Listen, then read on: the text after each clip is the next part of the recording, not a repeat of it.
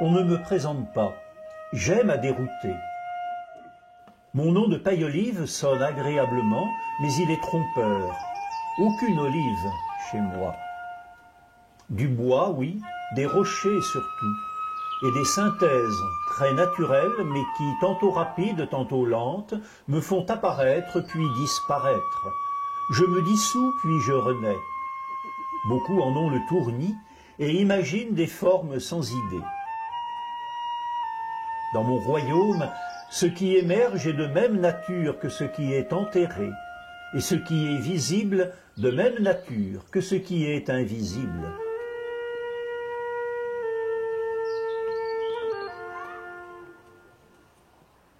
Noun, il a retiré sa casquette comme on le fait lorsqu'on va parler à quelqu'un d'important. Il l'a posée sur son cœur et il a dit « La châtaigne, faudrait qu'elle nous ressemble un peu plus. » C'est à partir de ce jour-là que la châtaigne s'est recouverte d'une bogue d'épines. Je ne veux pas dire du mal, mais c'est vrai qu'un Ardéchois, quand on le rencontre au premier abord, il est un peu... le cœur est généreux. Pendant longtemps, j'ai réservé mes secrets, mais depuis 10 ans, des gens se sont entendus entre eux pour me faire parler et me faire dire tout ce que je sais. Ils ont même fait une association qui a pris mon nom.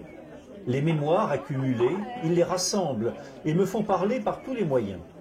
Ils ont organisé ces rencontres du vivant, car ils sont inquiets pour l'avenir. Pas tellement pour le mien, mais pour celui de la vie sur terre, et pour les humains, les pauvres, qui ont le cœur plus dur que le roc et moins de sagesse qu'une pierre.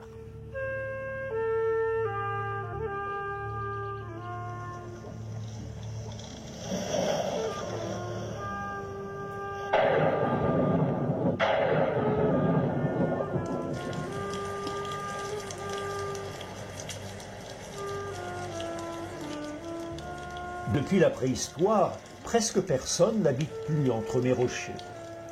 Mais un petit homme, nommé Pierre, est arrivé voici 50 ans. Je lui ai appris des choses oubliées qu'il est allé partager loin, au-delà des mers. Il dit maintenant « Je suis de paille-olive », d'où il guette toujours le renouveau, en restant agrippé à l'humus. Les semences qui ont nourri l'humanité se sont constituées sur 10 à 12 000 ans. C'est comme ça que le patrimoine collectif de l'humanité, c'est-à-dire vital et de sa survie, s'est constitué. Il y a 60% de ce patrimoine qui a déjà disparu. Et on prétend que c'est avec les OGM qu'on va nourrir l'humanité.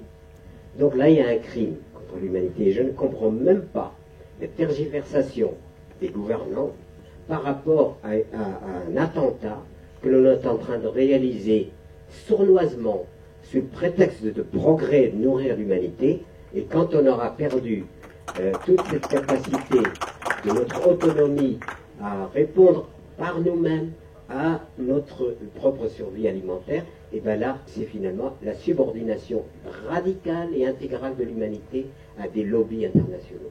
Et je contiens ma colère parce que c'est une imposture. C'est absolument une imposture. C'est un crime contre l'humanité. Vraiment, alors là, voyons sur nos gardes, parce que là, on touche à un élément extrêmement grave. Et je voudrais donner un argument de botaniste contre les OGM. Si vous mettez un gène comme ça de résistance à un herbicide dans une plante cultivée, vous risquez tout simplement de retrouver ce gène-là dans des mauvaises herbes voisines. Parce que comme c'est pas sexuel, ça peut très bien passer à des familles totalement différentes. On en a maintenant de très nombreux exemples, ça porte le nom de transfert horizontal. Ce que dit Francis est parfaitement vrai, mais c'est aussi vrai pour les animaux. Et de toute façon, quand on introduit un gène dans un patrimoine génétique différent, on ne saura jamais quelles sont les associations du nouveau gène qui se feront avec d'autres gènes, ce qu'on appelle les phénomènes de pléiotropie. Donc on joue réellement aux apprentis sorciers, quoi qu'on dise, avec les OGM. Voilà. Si elle a un héritage qui a relié l'humanité depuis les origines, c'est bien la semence. Si vous écoutez bien en vous-même, vous sentirez l'inclination à honorer l'agriculture, car elle est notre plus précieuse abondance.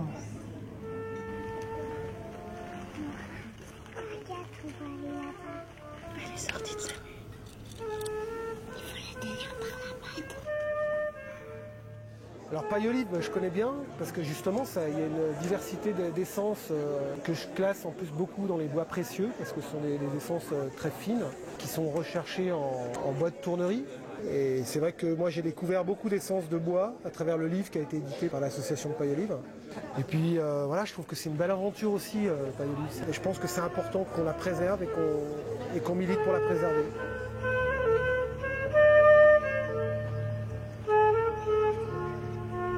Je suis aux rencontres du vivant car le vivant me parle et j'aime lui rendre hommage.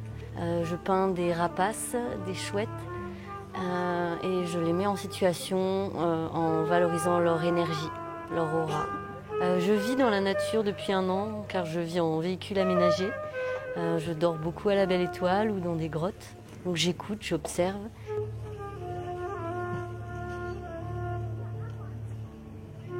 Paille Olive est un bois dans lequel j'aime me promener, qui est plus agréable hors saison car tranquille et sauvage.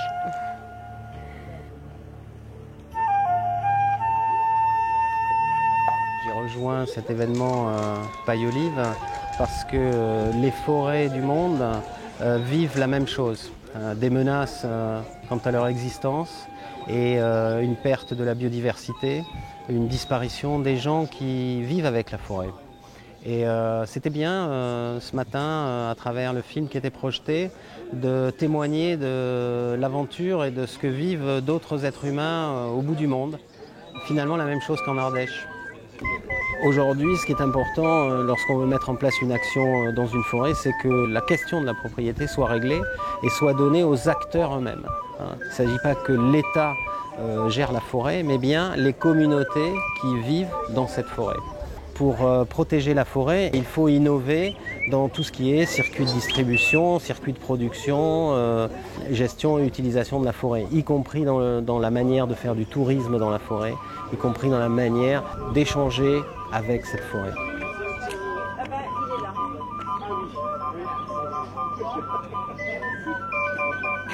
Je suis président d'une association qui s'appelle l'ASLGF des Cévennes-Ardéchoises, une structure associative de propriétaires forestiers. Le but, c'est que des petits propriétaires mettent en commun leurs parcelles et qu'elles soient gérées par l'association. Donc actuellement, on a environ 1 millier d'hectares de parcelles gérées sur les cantons d'Évance, Val-Gorge et Joyeuse. Le but de l'association, c'est clairement de promouvoir une gestion durable de la forêt. Beaucoup de gens constatent en ce moment, et j'ai été alerté sur les marchés ou dans mes sorties ici par les coupes rases un peu violentes qui ont perturbé, qui ont indigné la population ici. Et c'est dire qu'on peut faire autre chose que des coupes rases et qu'on peut garder une gestion durable de la forêt. Et là, je m'insurge contre ce qui se passe actuellement en Ardèche et ailleurs, contre ces coupes rases qui sont simplement faites pour pouvoir alimenter des grosses, très grosses chaufferies à Pierrelatte, à Gardanne, pour ne pas les citer. Quel est le développement durable que nous avons quand nous agissons comme ceci? Quand je dis nous, c'est la société bien entendu. C'est-à-dire couper du bois par ici, aller le transporter à Pierrelatte, encore plus loin à Gardanne, pour que ce bois soit transformé ensuite en électricité et redistribué sur notre territoire. Regardons là aussi ce que l'on a au niveau du développement durable, et c'est vraiment un loupé considérable. Un amoureux des arbres est venu, très inquiet pour ses forêts, surtout les tropicales qu'il approche par le haut dans des ballons. Il n'a pas daigné me rendre visite, sans doute parce qu'il me connaît déjà et que nous nous sommes croisés sous d'autres latitudes. Sans cela, il n'aurait pas dit à tous « Soyons des arbres ». Je suis tout à fait en accord avec un projet de changement de l'intérieur de nos têtes. Je crois même que c'est urgent. Je voudrais juste rappeler qu'un philosophe connu, qui s'appelle Michel Serres, a dit récemment « Soyons des arbres ». Moi, ça m'intéresse parce que le modèle arbre, il me nourrit depuis très longtemps. Je les trouve beaux, je les trouve très vivants, Je les trouve calmes, presque un peu taiseux. Je les trouve très utiles. Ils ont une autosuffisance absolue. Il n'y a pas besoin de s'occuper d'eux. D'ailleurs, ce qu'ils attendent de nous, c'est qu'on leur fiche la paix. Et enfin, ils sont totalement non violents. Eh bien, voilà un beau modèle pour l'humanité.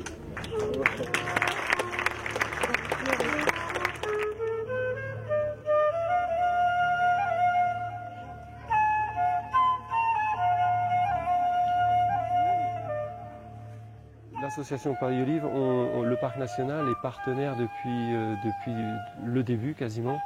Et chaque année, on essaye de les soutenir, soit pour qu'ils organisent des manifestations, soit pour qu'ils continuent à faire de ce territoire un territoire un peu d'exception au niveau de la connaissance du patrimoine. Ils ont fait d'énormes travaux extraordinaires sur la connaissance des mousses, par exemple, ou des styrphidés, ou des coléoptères. C'est un territoire qui est effectivement exceptionnel au niveau de son patrimoine, mais également exceptionnel au niveau des recherches qui ont été faites en partenariat avec le parc national, mais pas uniquement le parc national, évidemment. Aujourd'hui, là, je vais participer avec l'association Paris Olive à une sortie que j'encadre sur la thématique stratégie végétale. On va essayer de partir à la rencontre des plantes et puis comprendre pourquoi elles ont telle forme de fruits, telle forme de fleurs, pourquoi elles s'enroulent autour des arbres, etc. Le légume, sous l'effet de la chaleur, il y a une espèce de gaz qui se produit à l'intérieur, qui chauffe à bloc, et puis au bout d'un moment, il explose au moindre contact ou même tout seul, quoi. Et en explosant, il envoie son contenu assez loin, jusqu'à plusieurs mètres de distance. Et bien ce phénomène-là, il y a un nom avec un corps derrière. Essayez d'imaginer. Voilà, c'est autocorps le phénomène.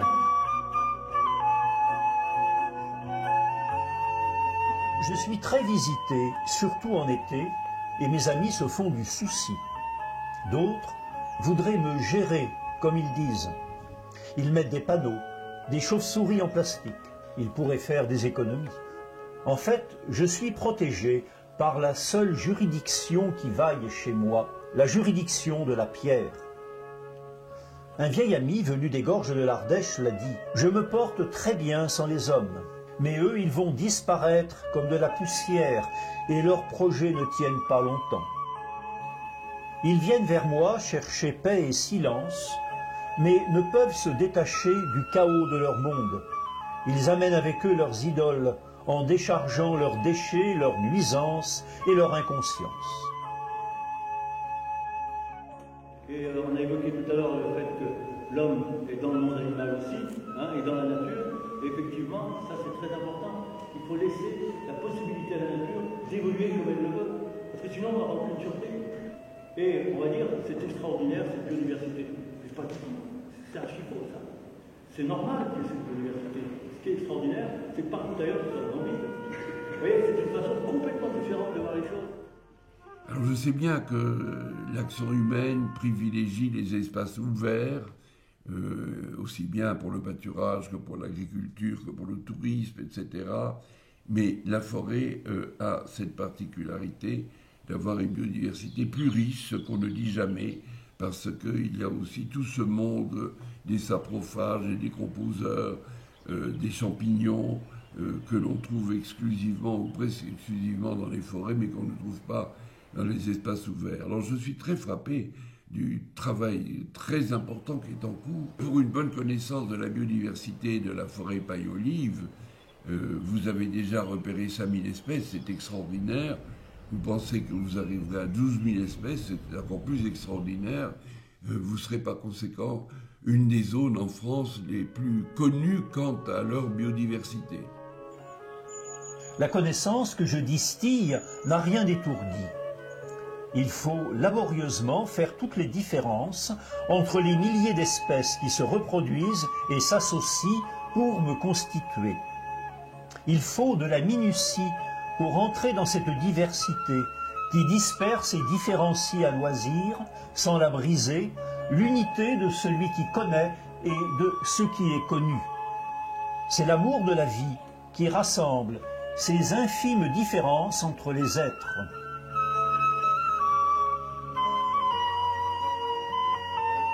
Ce matin, j'ai participé à un atelier découverte et observation des oiseaux au bois de Paille-Olive.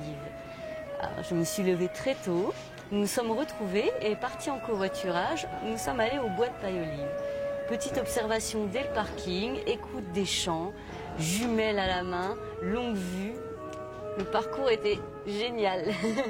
J'ai écouté et tenté de retenir les différences de sons, de cris, de chants.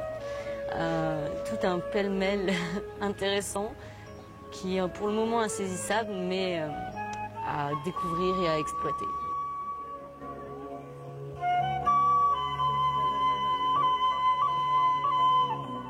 C'est la deuxième fois que je fais un atelier avec l'association Paille-Olive. On s'est posé dans une clairière, on s'est mis chacun un petit peu dans un coin au milieu des pierres, des arbres, il y avait des oiseaux, c'était la lumière du matin, une petite fraîcheur ce matin. Et à partir de toutes ces perceptions, on a posé des mots, on a écrit, on a partagé nos écrits, on était dans la poésie d'emblée, sans le chercher en fait, sans chercher à le faire. Et le Noun, il a vu l'ange, il a vu qu'il avait affaire à quelqu'un d'important, il a posé sa casquette, il a posé sur son cœur, il a dit « La châtaigne, peut-être qu'il faudrait qu'elle prenne son temps et qu'elle nous le laisse aussi. » À partir de ce jour-là, sous la boque d'épines, la châtaigne s'est recouverte d'une peau solide et luisante. Cette peau, il faut lui donner un petit coup de couteau dedans, puis la faire danser dans les flammes du feu, puis se brûler les doigts, se les noircir aussi. Tout ça, ça prend du temps. Et c'est comme ça que les veillées contes sont nées en Ardèche. Je convoque toutes mes mémoires, mais je reste sans réponse. Je connais un par un les insectes qui vivent chez moi. Il y en a presque autant que d'étoiles dans le ciel, et mes amis en ont identifié plusieurs milliers. Mais ils vont mal, surtout mes abeilles. Sorties dans les champs voisins, elles en reviennent avec des poisons de mort, et cela n'est jamais arrivé. Et je commence à deviner ce qui fait souci pour mes amis. La mort, que je ne connaissais pas comme un danger, plane au-dessus de moi. Les ténèbres reviennent au-dessus de l'abîme et je suis muet. Est-il possible qu'un jour je ne sois plus?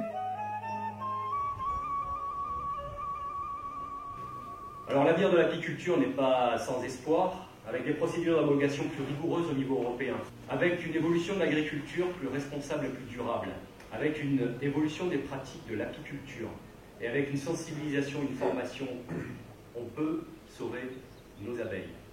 Il y a un grand plan de développement de l'apiculture au niveau national. Le ministre de l'Agriculture veut installer 3000 apiculteurs de plus en 3 ans, 1 million de ruches en plus en France. Voilà, ma spécialité, c'est plutôt les oiseaux, mais depuis quelques années, je me suis mis à dessiner aussi ce qui me manquait, c'est-à-dire des plantes et des insectes. J'ai eu l'occasion de dessiner un insecte très intéressant, c'est la sagapédo. C'est un très gros orthoptère.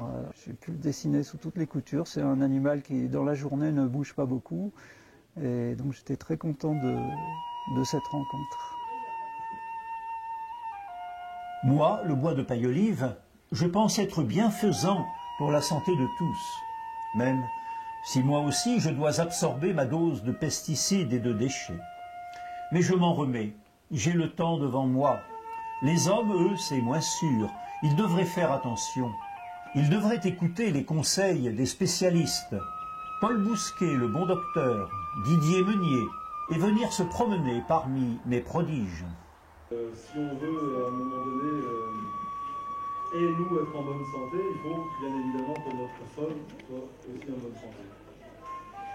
Mais globalement, pour revenir sur la sécurité alimentaire, l'ensemble de la planète pourrait être en sécurité alimentaire, puisqu'il y a 40% de ce qui est produit sur la planète qui est jeté chaque jour. Donc ce n'est pas un problème de quantité, c'est bien un problème de répartition. Et la répartition amène bien évidemment la souveraineté alimentaire. Un pays comme la France qui est en sécurité alimentaire, il suffirait de quelques semaines de pénurie, alors pourquoi pas de grève de train ou d'avion, ou de camionneurs au grand bonheur, pour que ça puisse créer des problèmes alimentaires, hein, même ici à l'intérieur de la France. Alors, faut bien être conscient de ça, de faire le parallèle entre la sécurité alimentaire et la souveraineté alimentaire. Et un État souverain, c'est celui qui, bien évidemment, produit son alimentation.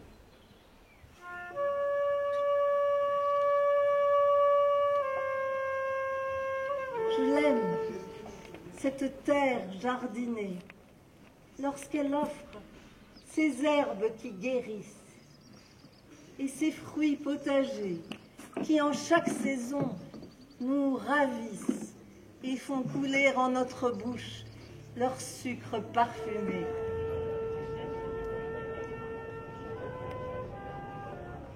J'essaye déjà de participer le moins possible à tout ce que je cautionne pas dans ce monde-là, donc je me déplace au maximum en vélo, j'utilise le minimum d'engins à moteur, je prends des chantiers parce que je suis artisan et je travaille de mes mains et j'essaye de prendre que des chantiers à portée de vélo, et je cultive mon jardin, je me nourris au maximum par moi-même, évidemment dans des méthodes de permaculture et d'agroécologie, et en apprenant à ne serait-ce que être honnête dans mes propres contradictions. Et par exemple, je m'interdis de lutter contre le nucléaire parce que je viens d'aller voir mes parents en Moselle en train nucléaire.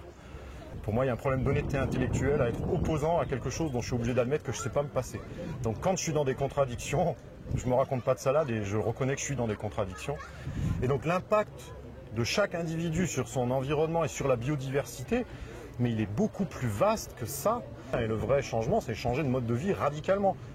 Et cette radicalité-là, j'en ai pas entendu parler malheureusement. À mon sens, il y a encore du chemin à faire. Et quand on aura vu vraiment en face la cause des problèmes, peut-être qu'on pourra envisager de voir en face des vraies solutions. Et donc apprendre à vivre vraiment autrement, chacun.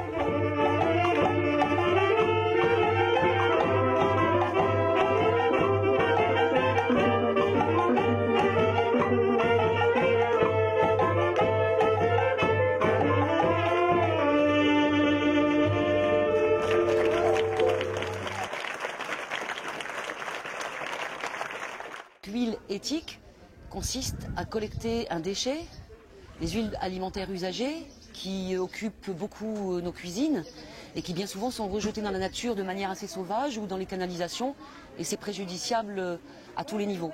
C'est un déchet qui est considéré comme une énergie renouvelable, qui a permis de créer des emplois. Ça nous a permis donc de drainer 300 000 litres d'huile alimentaire en 5 ans que Huile Éthique existe sur le territoire. Respect de la forêt, huile éthique, huile de chêne de tronçonneuse, non polluante pour les sols, donc bois de paille olive. Merci.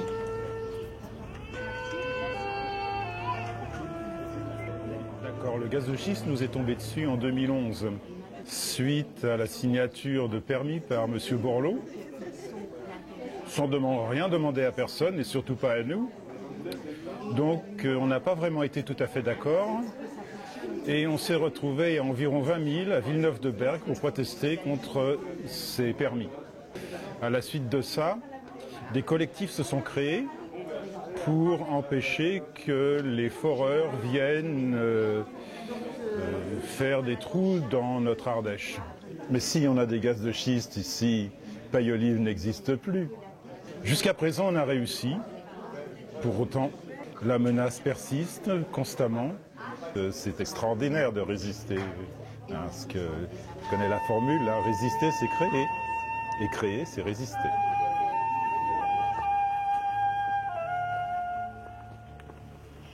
Et là, le Noun, il a dit, la châtaigne, faudrait pas qu'elle soit trop parfaite, sinon on va nous la voler, surtout ceux du Gard. Et à partir de ce jour-là, sous la bogue d'épines, sous la peau solide et luisante, la châtaigne s'est toute recroquevillée. Et dans chacune de ses ridelles est rentrée une fine peau râpeuse. Et cette petite peau pour l'enlever. Et là, le Noun, il s'est dit qu'il avait peut-être fait une erreur. Hein. Eh bien non, car cette petite peau, elle vous fait naître une soif admirable au fond du gosier. Et lors des veillées contes, on s'est mis à boire, à chanter, à danser. Et c'est comme ça que les castagnades sont nées. Ces soirées où l'on chante, où l'on danse et où on se raconte de bien belles histoires entre amis.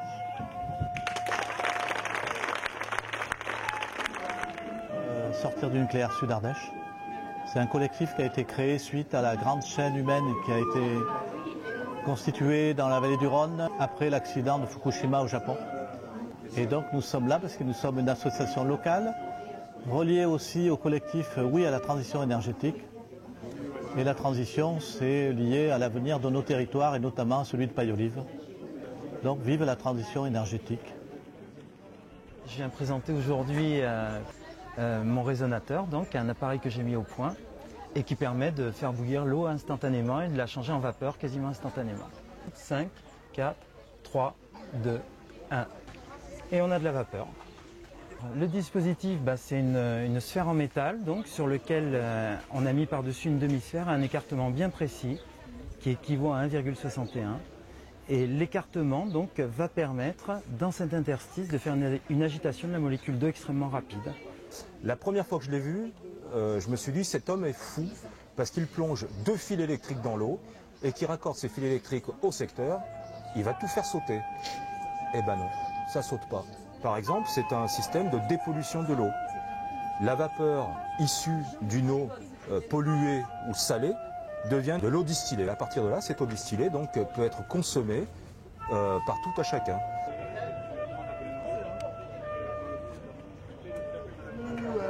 Nous échangeons nos savoirs, nos savoir-faire entre adhérents, tous les coups de main, voilà, tout ce qui n'est pas commercial, tout ce qui est solidaire et local. Alors moi je suis inscrite au CEL, donc parce que j'ai une voiture à prêter. Je prête ma voiture à une personne et une autre personne, je reçois par exemple de l'aide pour de la mécanique, pour arroser mon jardin, pour garder mon chat, pour apprendre un cours de piano. Au système d'échange local des ventes, donc nous avons une monnaie fictive, une unité qui s'appelle le pelou pour donner de la valeur aux échanges.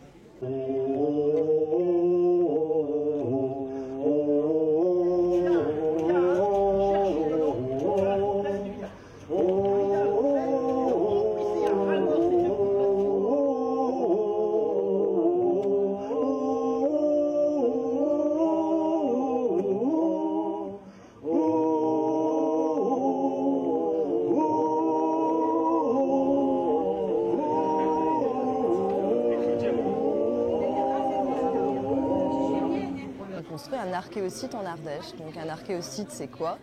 C'est un endroit où on va reconstituer des habitats et des ateliers de l'âge du fer, du néolithique et du Moyen-Âge. C'est aussi pour montrer d'autres formes de technologie. On est aujourd'hui dans un monde très technologique et avec des technologies qui sont beaucoup moins consommatrices d'énergie, finalement on arrive aussi à quelque chose. Et c'est aussi pour montrer aux gens qu'on n'est pas forcément des consommateurs mais qu'on peut aussi créer l'environnement dans lequel on peut vivre.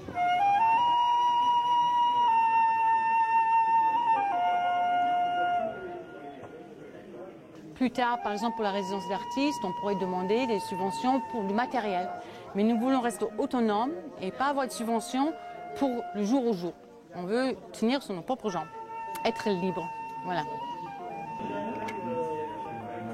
Donc on fait pas mal de cinéma et aussi des photos qui sont exposées ici. Et donc ça c'est le côté artistique et puis un côté plutôt scientifique sur la nature, donc les oiseaux, la rivière. Donc je pense que les jeunes de la ville peut-être ne connaissent pas la nature, mais on peut leur dire qu'il y en a à côté de chez eux, il y en a juste derrière leur maison et qu'ils peuvent la découvrir en sortant de chez eux, quoi.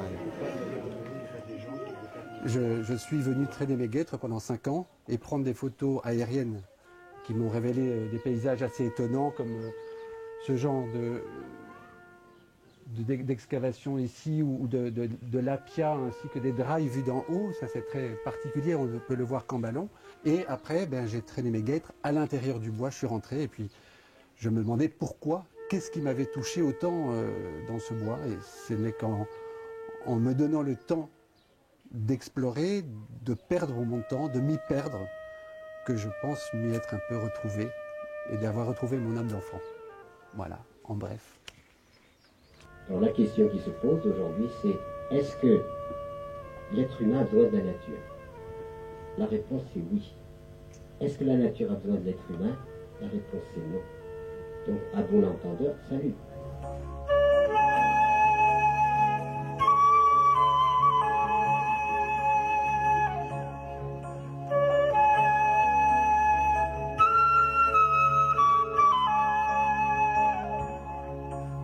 Pour l'association Paille-Olive, il est apparu urgent d'établir, à l'image de la nature, où les symbioses et la coopération prédominent sur la compétition, une coopération entre tous ceux qui reconnaissent, avec l'Union internationale pour la conservation de la nature, que les solutions fondées sur la nature constitueront le meilleur choix pour faire face aux problèmes comme la sécurité alimentaire, les changements climatiques et le développement économique et social.